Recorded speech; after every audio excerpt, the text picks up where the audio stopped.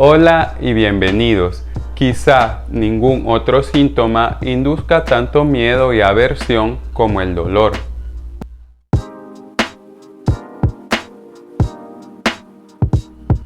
La mayoría de las imágenes que hacen referencia al dolor se enfocan en retratar emociones negativas y la naturaleza intrusiva de la experiencia del dolor. El dolor es quizás el síntoma que atrae a más pacientes a los consultorios, dado que está presente en diversas enfermedades. El dolor crónico puede ser resultado de diversos padecimientos, entre ellos los que tienen que ver con los músculos, articulaciones y huesos, que pueden resultar de una lesión, pudiendo mencionar el dolor de las rodillas o el dolor de los hombros. También existen lesiones en los nervios, por ejemplo, aquellos relacionados con la diabetes mellitus. También hay casos como el dolor de espalda o el dolor de cuello, que están relacionados con ambos tipos de lesiones antes mencionadas. Y así también puede ser causado por enfermedades propiamente dichas, como la artritis, el síndrome de intestino irritable, algún cáncer o la fibromialgia. El dolor, y más el crónico, tiene efectos directos en nuestro cerebro, alterando su estructura y la forma en la que procesamos la información, llegando también con el tiempo a afectar nuestras emociones.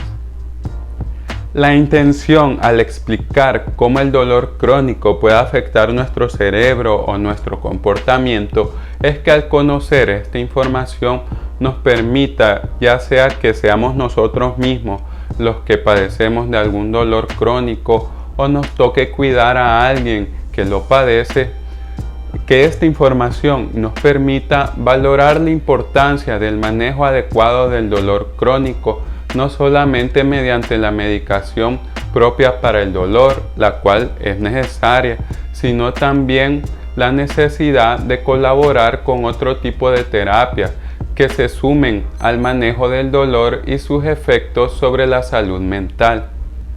El dolor se puede definir como una experiencia sensorial y emocional desagradable, asociada con daño tisular real o potencial, o una sensación descrita en términos de dicho daño. El dolor es siempre subjetivo, en el sentido de que cada individuo aprende la aplicación de la palabra a través de sus propias experiencias.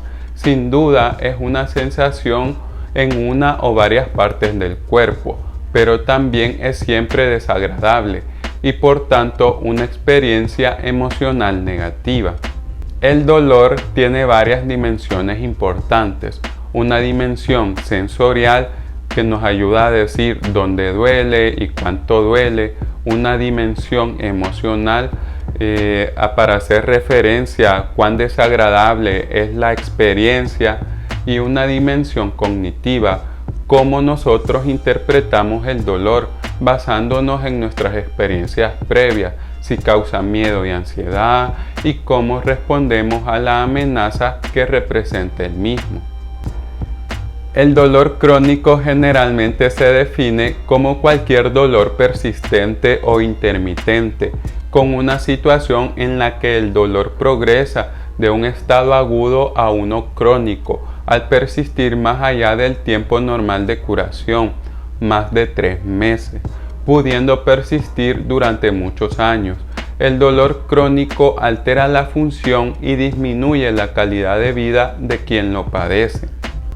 El dolor crónico también es una condición por derecho propio, con características comunes independientemente de su causa o de su ubicación, y con impactos en el funcionamiento físico, psicológico y social.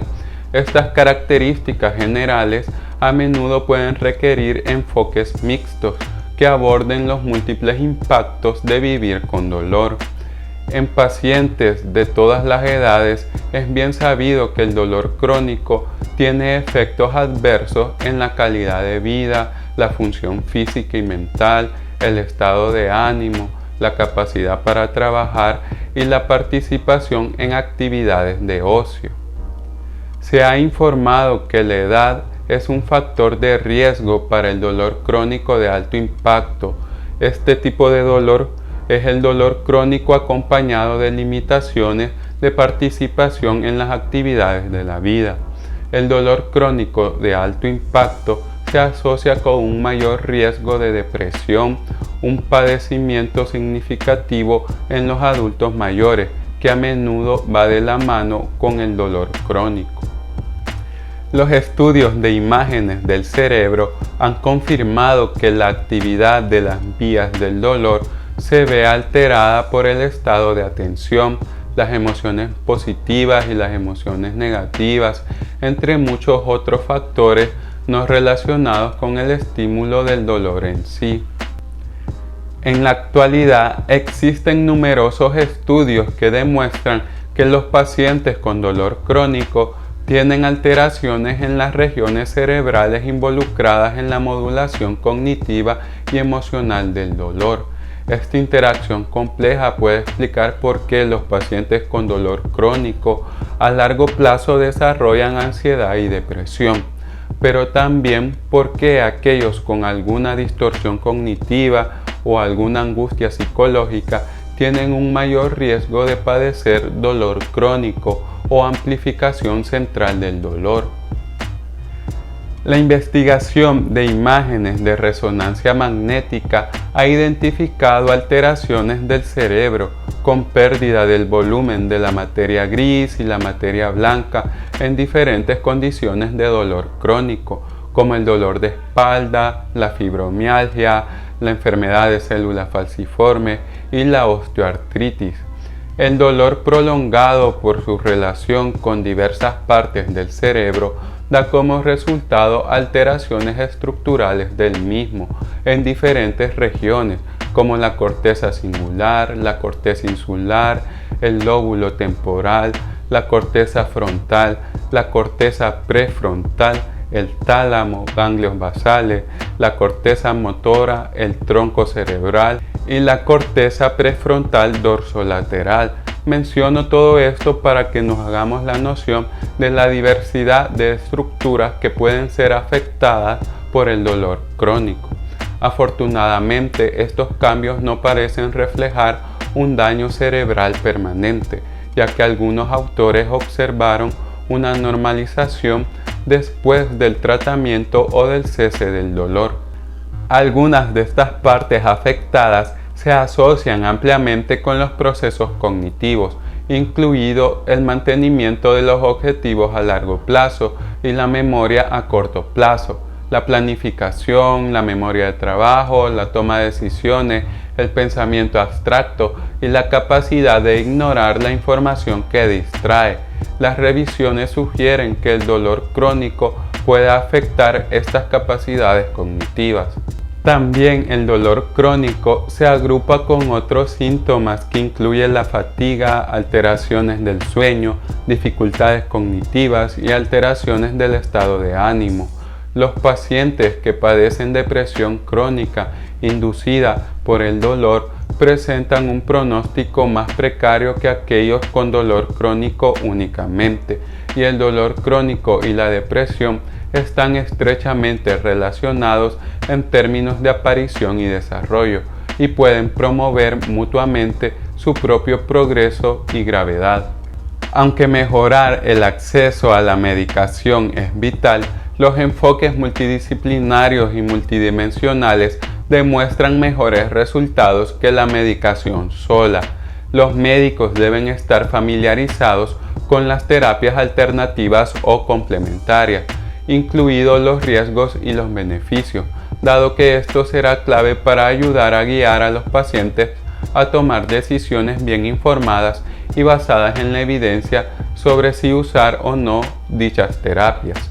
Un marco más nuevo y colaborativo es donde esperamos que los pacientes continúen aprovechando tanto lo mejor que la medicina convencional tiene para ofrecer, como las mejores terapias de medicina complementaria y alternativa basadas en evidencia. Así tenemos que en países como Italia y Canadá se reconocen los beneficios de algunas de estas terapias y se recomiendan en diferentes condiciones de dolor crónico.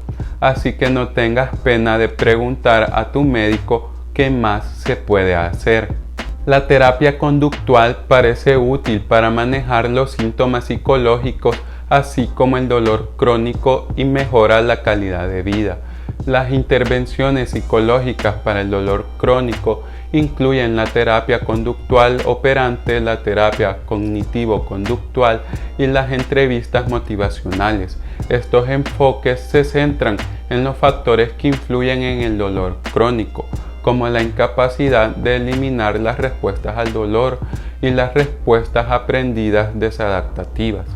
Muchos dolores crónicos son secundarios a problemas de los músculos y huesos, y la fisioterapia puede ser un gran aliado para disminuir el dolor o evitar que éste empeore con el tiempo. El masaje puede ser un complemento útil de la estrategia general de tratamiento de los pacientes con dolor crónico, además de la evidencia de un impacto efectivo a corto plazo sobre el dolor. Puede proporcionar beneficios sinérgicos a través de la reducción del estrés asociado con una condición crónica. La acupuntura tiene datos prometedores que respaldan su función complementaria para ayudar a los pacientes con dolor crónico. El modelo biomédico postula un mecanismo de acción que se basa en la liberación de sustancia P, estimulación de los músculos, nervios y tejidos conectivos, el aumento del flujo sanguíneo regional y la liberación de opioides propios del cuerpo, con pruebas contundentes del beneficio de la acupuntura para el control del dolor de cuello y de la espalda baja. Las terapias de cuerpo y mente incluyen una amplia gama de prácticas que comparten un enfoque en los efectos que la mente puede tener en el cuerpo y viceversa.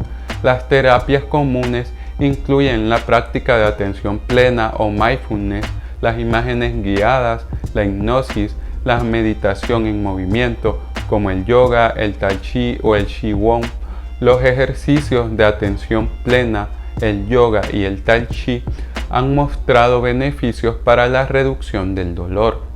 La práctica de posturas de yoga, así como el ejercicio, aumenta los niveles de algunos químicos en el cerebro, mejora el estado de ánimo y disminuye la ansiedad.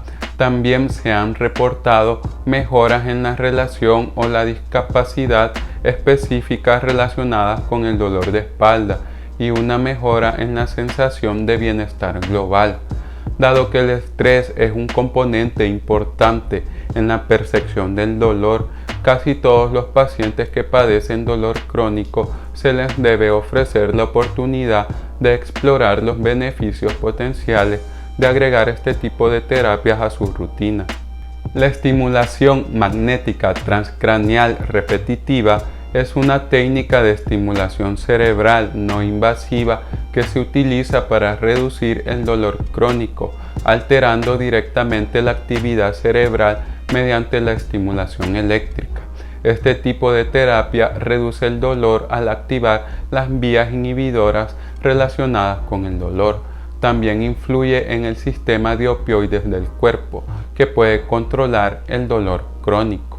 Lo importante al intentar cualquiera de este tipo de terapias es tener en cuenta que lo más probable es que no alivien por completo el dolor, pero pueden generar un poco más de alivio que el que se está obteniendo y sumarse a los efectos que se obtienen con los medicamentos que se estén tomando. Así también pueden aliviar condiciones relacionadas con el dolor, como las alteraciones cognitivas, alteraciones del comportamiento o del estado de ánimo, que la medicación para el dolor no está tratando. Las prácticas antes mencionadas por lo general no tienen efectos adversos, siempre cuidando de acudir con un profesional que haga correctamente su trabajo. Se necesitan enfoques de medicina personalizada para toda la gama de afecciones crónicas que incluyen el dolor.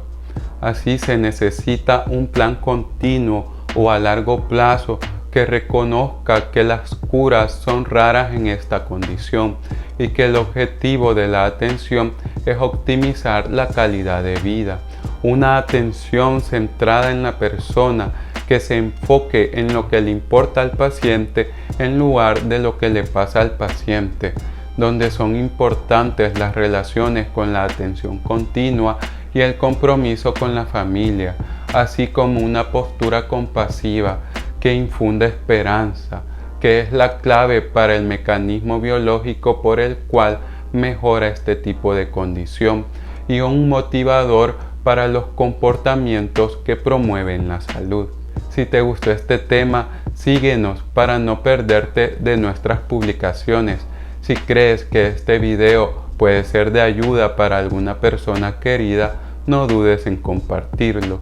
Si quieres información más detallada, puedes visitar nuestra página web saludmv.com. Estamos felices de contribuir a que la información en salud sea de libre acceso en Internet.